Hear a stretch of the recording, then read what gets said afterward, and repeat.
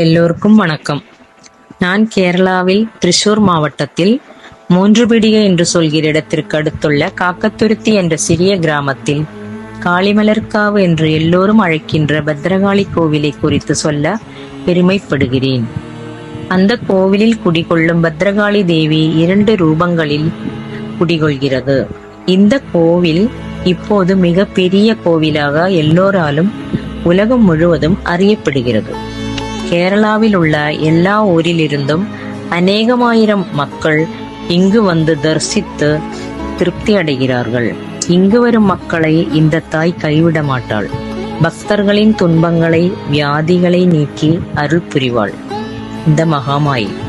நமக்கு எந்த துன்பங்கள் வந்தாலும் இந்த கோவிலில் வந்து 9 செவ்வாய்க்கிழமை வந்து தரிசித்து இந்த தேவியை வர்ணித்து பாடல்கள் பாடி மகிழ்வித்தால் பத்ரகாளி அம்மா நம் துன்பங்களை நீக்கி மனதிற்கு இன்பம் தருவாள்.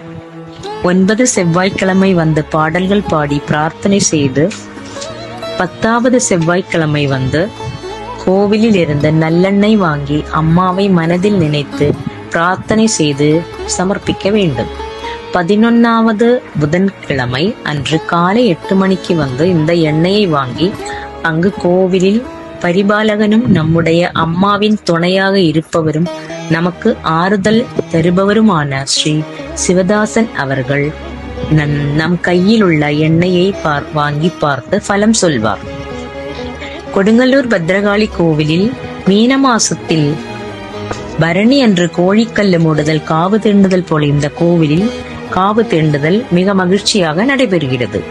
இது மட்டுமல்லாமல் குருதி புஷ்பாஞ்சலி இரவில் நடக்கும். அது மட்டுமல்ல, பூமூடல் திருவிழா எல்லோருக்கும் கண் குளிர்க்க பார்த்து சந்தோஷம் அடைவோம். ஏப்ரல் மாதத்தில் நடைபெறும் மேட ராசி பரணி நாளில் 5 நாள் அம்மாவுக்கு திருவிழா நடக்கும். 10,000 மங்கையர்கள் பூத்தாலம் ஏந்தி வரும் காட்சியை பார்த்து தேவியும் நம்முடன் ஆடியும் பாடியும் நடந்து வருவார். பார்ப்பதற்கு நம் மனதிற்கு இன்பமாக இருக்கும்.